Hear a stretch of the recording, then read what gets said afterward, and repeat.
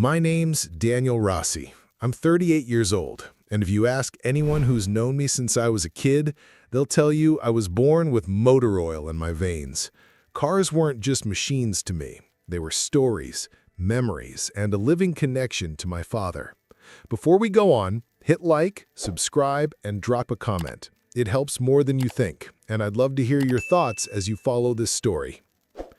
My dad was the kind of man who could bring an engine back to life with nothing but a socket wrench, a little patience, and that quiet confidence only true craftsmen have.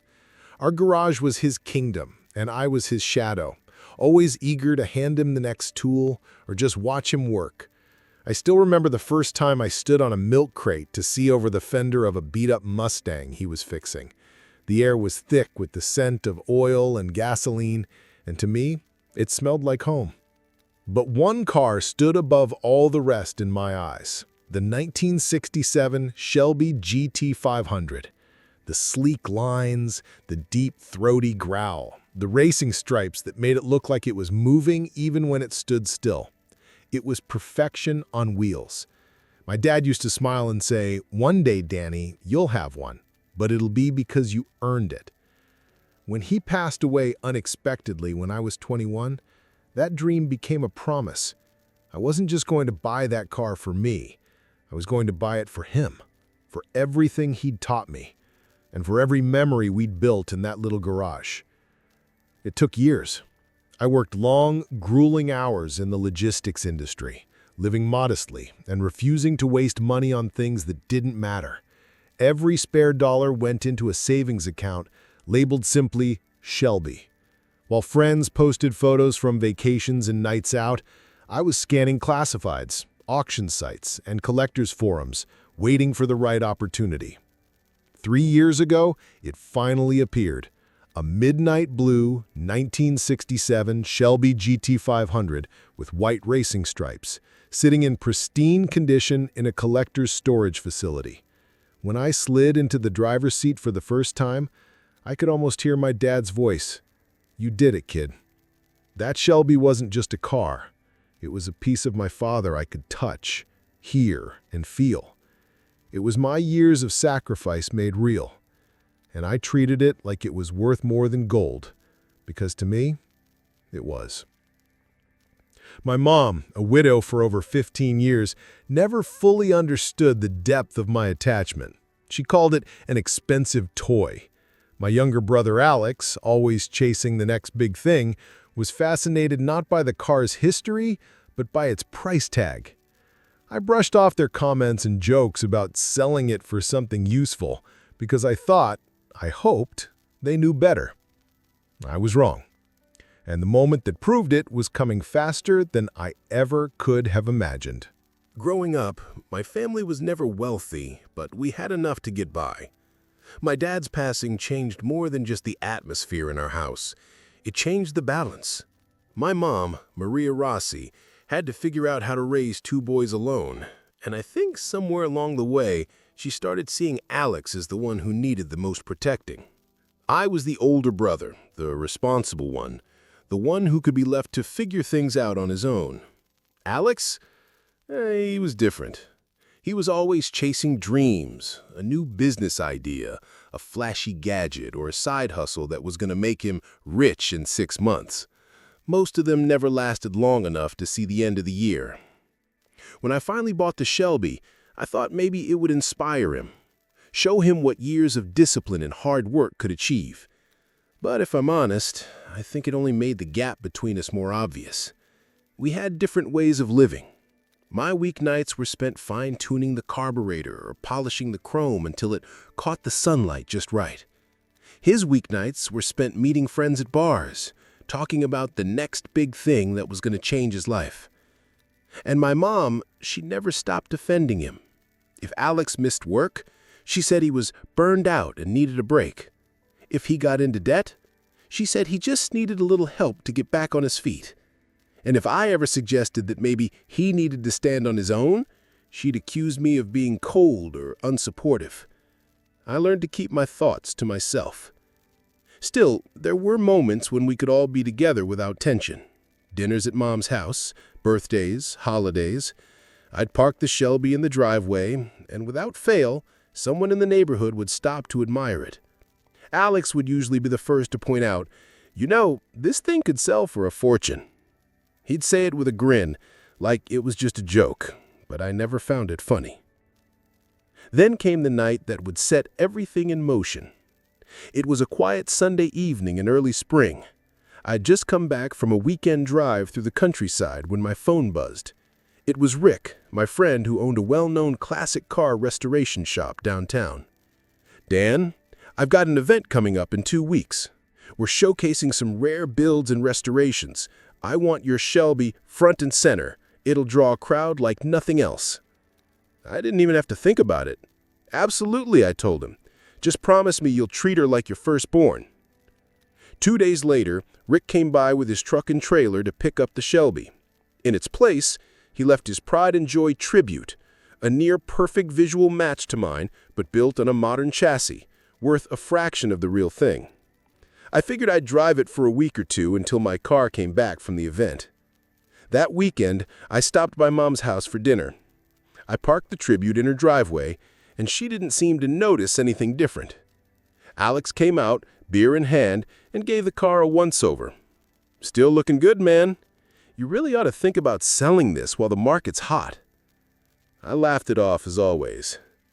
Little did I know that casual visit, that casual decision to leave the car in her garage overnight would become the opening move in a game I didn't even realize I was playing. And the next move would belong to them. The following week, I was back in my office when my phone buzzed with an email marked urgent from my boss. I opened it and scanned the message twice, just to be sure I'd read it right. "Daniel," it began, "we've been invited to Milan to finalize the supplier negotiations. You've built the strongest relationship with them over the past year, so we want you to lead the presentation. The trip will be 3 weeks. Milan. 3 weeks. This wasn't just another business trip. This was the kind of opportunity that could change the course of my career. Our company had been trying to break into the European market for years, and if I could secure this contract with one of Italy's biggest automotive parts manufacturers, it would be a win that had my name all over it. I called my boss immediately.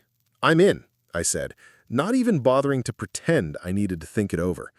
We went over the basics, flights, hotel, schedule. By the time I hung up, the reality was setting in. I'd be on a plane to Italy in less than 10 days.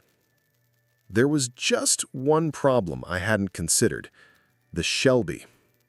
Rick still had it at his shop, prepping it for his big event. He'd sent me photos of it on the polished floor of his showroom, the lights catching every curve of that midnight blue body. The Tribute sat in my mom's garage, where I'd left it after dinner the other night. I figured there was no rush to swap them back. I'd pick up my Shelby once Rick was done and I was back from Milan. So when I stopped by my mom's house that weekend to drop off some packages and tell her about the trip, the Tribute stayed right where it was.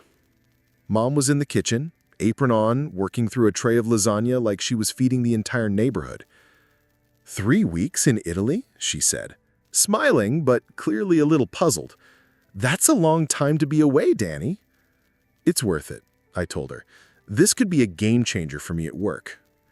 Alex wandered in halfway through the conversation, his phone glued to his hand as usual. Italy, huh? Nice. Maybe you can bring me back one of those fancy watches or something, he said with a grin. I rolled my eyes, but we all laughed. We had dinner, and for a while, everything felt normal. No tension, no arguments, just family. I didn't notice the way Alex's eyes lingered on the Tribute in the driveway when I first arrived, or the quick exchange between him and Mom when I mentioned how much the car had drawn attention at Rick's showroom. After dessert, I got up to leave. The car will be fine here, I said casually, gesturing toward the garage. Just, don't move it. Rick will want it back in one piece. Mom waved me off. Of course, we'll take good care of it. That was it. No alarms going off in my head, no gut feeling telling me to haul it back to my apartment. Just trust. Maybe blind trust, but trust all the same. When I boarded that plane to Milan a few days later, I wasn't thinking about the car at all. I was thinking about the presentation slides, the contract terms, the espresso I drink in the shadow of the Duomo. I was stepping into a dream opportunity. And while I was halfway across the world chasing one dream, someone back home was about to shatter another. While I was sitting in a conference room in Milan, shaking hands with executives and sipping bitter espresso, life back home was taking a turn I couldn't have imagined. According to what I'd learned later, it started with Alex getting a phone call from an old friend, a guy who had just hit it big running a food truck downtown. This friend claimed he was about to expand into a new, upscale concept, a gourmet food truck specializing in high-end street food with imported ingredients. "This is it, Alex," the guy told him. "We're talking massive profit margins, lines down the block. I'm bringing in investors, and I thought of you first, but you gotta move fast. I need $40,000 to lock in the truck, equipment, and permits. You put that in, and you're a partner." Now, Alex has never been allergic to hard work. He's just allergic to the kind of work that takes years to pay off. So when this once-in-a-lifetime pitch landed in his lap, he was hooked instantly. There was only one problem. Alex didn't have $40,000. In fact, he didn't have $4,000. That's where my mom came in. From what she later told me, Alex sat her down in the kitchen, lowered his voice, and laid it all out like a son who just needed his mother's faith. "Mom, this is the big break I've been waiting for. You've always said I just needed the right opportunity, and here it is, but I can't do it without you." She asked the obvious question. Where would we get that kind of money? Alex shrugged as if the answer was simple. Daniel's car. I could only imagine the look on her face. She probably hesitated at first. After all, even she knew how much the Shelby meant to me. But the tribute sitting in her garage looked exactly like the real thing. To her, it was still my Shelby, and in her mind, that made it a family asset. Alex spun it perfectly. "He hardly drives it, Mom. It's just sitting there, and he could always buy another one. This is about helping the family. We'd pay him back once the business takes off." That phrase, helping the family, was my mom's kryptonite. She'd sacrificed so much after my dad died, always putting us first, and she prided herself on keeping us together no matter what. To her, Alex wasn't just chasing another whim, he was chasing a future. It didn't take long for her to start asking around. One of Alex's friends knew a guy who collected classic cars and was always looking for a deal. That guy turned out to be less of a collector and more of an opportunist, but they didn't know that, or maybe they didn't want to know. He came by the house one afternoon to look at the tribute. Under the hood, everything was clean and polished, and to the untrained eye, it was a perfect 1967 Shelby GT500. He made an offer right there on the spot. $50,000. Cash. Alex told Mom it was a sign. She told herself it was fate, and neither of them called me. While I was shaking hands in Milan, sealing a multi-million-dollar deal for my company, the Shelby was being loaded onto a flatbed and hauled away. The sale papers, forged with my name, were tucked neatly into an envelope. In their minds, it was all for the greater good. In my mind, I was still blissfully unaware that the wheels of betrayal were already in motion. 3 weeks in Milan had flown by. The deal was signed, my bosses were thrilled, and there was already talk of a promotion. I'd celebrated with a quiet dinner in a little trattoria near the Duomo, promising myself that the first thing I'd do when I got home was take the Shelby out for a long drive along the coast. The flight back was long but easy. By the time I cleared customs and grabbed my bags, all I could think about was pulling into my mom's driveway, seeing that midnight blue beauty waiting for me, and firing her up after weeks apart. I sent Alex a quick text letting him know I was back. No reply. Not unusual for him. As the taxi turned onto my mom's street, I felt that familiar rush of coming home. The neat lawns, the maple trees just starting to turn, the warm glow of porch lights in the early evening. But when we pulled into her driveway, my smile faltered. The garage door was open. Inside were my mom's sedan and her SUV, but the third space, where the Shelby should have been, was empty. I got out slowly, my suitcase in one hand, and stepped into the garage. Nothing. Just a dark oil spot on the concrete where the car used to sit. "Mom?" I called, walking toward the kitchen door. She appeared in the doorway, drying her hands on a dish towel. "Daniel, you're home!" She hugged me like everything was fine. "Where's the car?" I asked, pulling back. Her smile faltered for just a fraction of a second before she masked it. "Oh, well, there's something we need to talk about." A knot tightened in my stomach. "What happened?" Alex strolled in, phone in hand, grinning like nothing was wrong. "Hey man, good trip?" I didn't answer. "Where is my car?" They exchanged a glance, and my mom took a breath. "Daniel, we sold it." The words didn't register at first. "You what?" "Daniel," she said, her voice taking on that tone she used when I was a kid, and she was trying to convince me something was for my own good. "Alex had an opportunity, the kind that could change his life. He needed the money, and that car was just sitting there." "It wasn't just sitting there," I snapped, my voice rising. "It's my car. You had no right." Alex cut in, holding up his hands. "Look, man, this is a good thing. I'm investing in a business. Once it takes off, I'll pay you back. We'll all be better off." I stared at him, incredulous. "You forged my signature? You sold my car to some stranger without even calling me?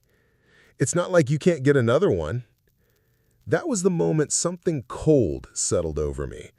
Because while they were both looking at me, waiting for me to explode, I was already realizing the truth. They hadn't sold my Shelby. They'd sold Rick's tribute. The shock was still real, the violation, the betrayal, the sheer arrogance of it all. But layered under it was a strange, almost grim satisfaction. They had no idea the mess they'd just stepped into. I took a deep breath, forcing my voice to steady. "We're going to have a very different conversation in a minute, but first, you're going to tell me exactly who you sold that car to." The color drained from my mom's face.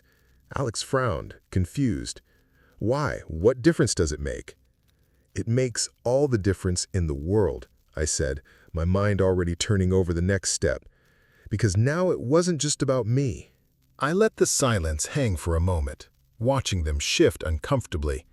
My mom's eyes flicked to Alex, like she was hoping he'd explain things better. Alex just crossed his arms, still wearing that smirk that made me want to put my fist through the drywall. "You're not understanding," I said finally, my voice low. "The car you sold, it wasn't mine." Alex laughed like I had just told a bad joke. "What are you talking about? I've seen you drive it 100 times. I shook my head. "That wasn't my Shelby GT 500. That was a tribute car, a near-perfect visual copy that belongs to my friend Rick." My mom blinked, confused. "But it was in our garage. You parked it here before your trip." "Yes," I said, "because Rick had my real Shelby in his showroom for an event. He loaned me his tribute to drive until mine was back. I parked it here because I didn't think it would matter for a few days. I never imagined you'd—" I stopped myself, but the damage was already in the air. My mom's face went pale.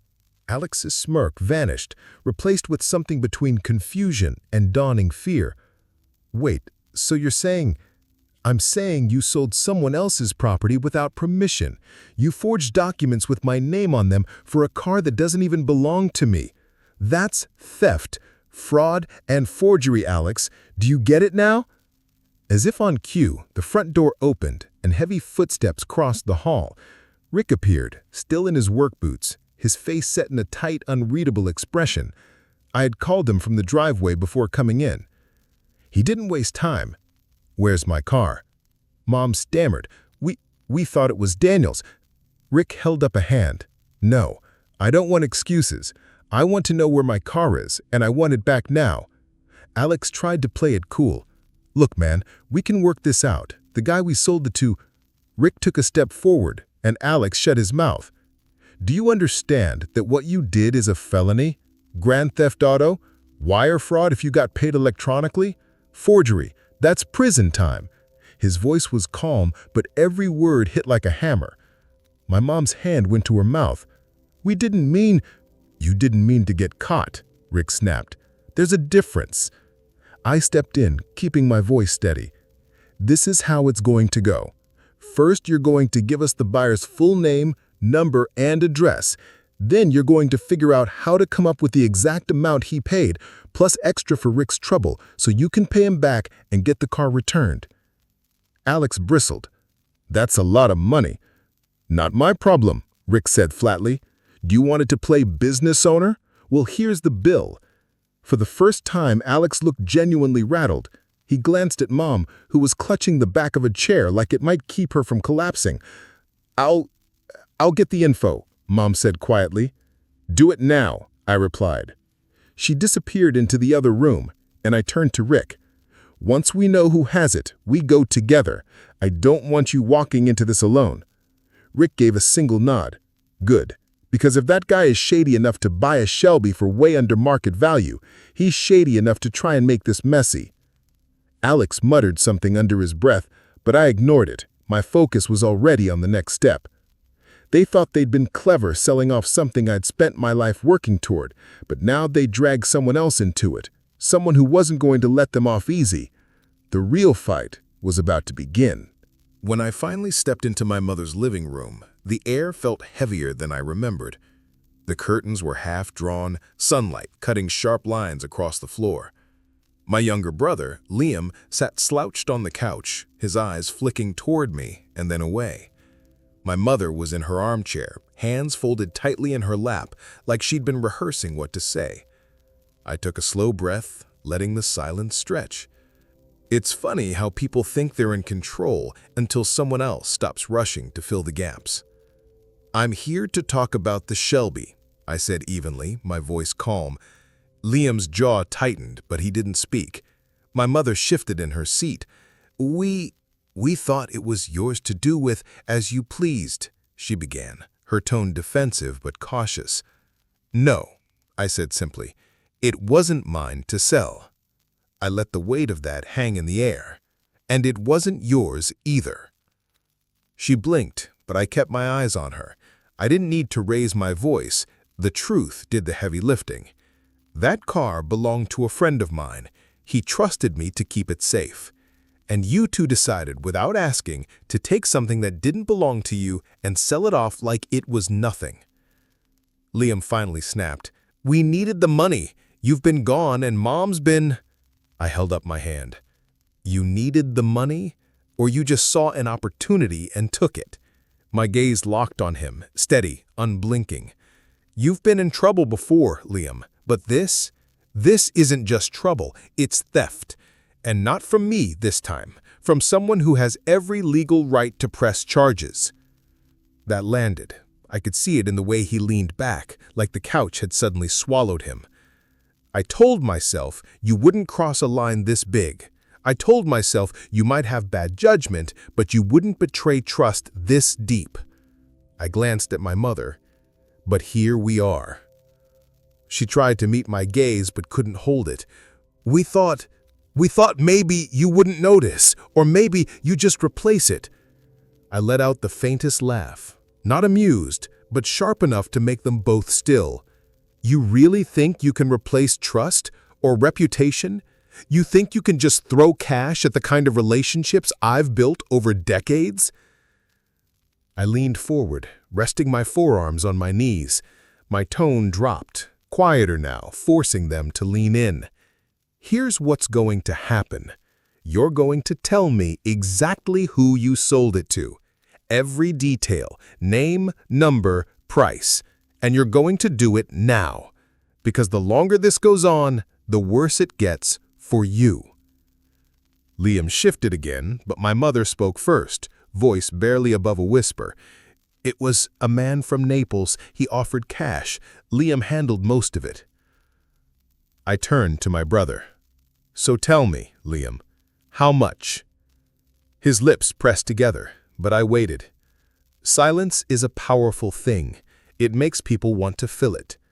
Finally, he muttered the number. I didn't react, not yet. That reaction would come later, when it mattered most. Instead, I stood, slowly. Good. Now I can start fixing what you broke. But don't mistake my calm for forgiveness. This isn't over, and when the consequences come, and they will, I want you both to remember this moment. I walked toward the door, feeling their eyes on my back. They didn't know what I was going to do next, and that uncertainty, that was the first step of their punishment. 2 days later, I was in Naples, Florida. The address Liam gave me led to a waterfront property, a place where the ocean seemed to glisten just to show off its owner's bank account.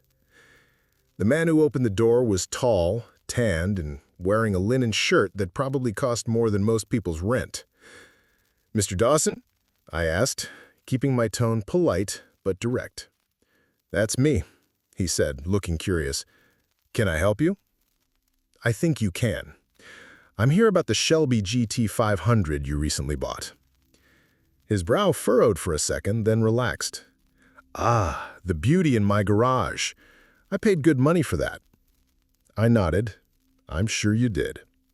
The thing is, it wasn't for sale. The car belongs to a friend of mine, and it was taken without permission." He crossed his arms. "Then you should be talking to whoever sold it to me." "I am," I said quietly, "by talking to you." I didn't threaten him, didn't raise my voice. I just laid out the facts. Who the real owner was, the circumstances of the sale, and how easily this could turn into a criminal investigation. I showed him the documents, photos, registration records, even a notarized statement from my friend. Dawson looked at me for a long moment, weighing his options. "I didn't know," he said finally. "I thought it was legit." "I believe you," I said, "which is why I'm offering you an easy way out. Return the car, and I'll make sure your name doesn't end up in any report.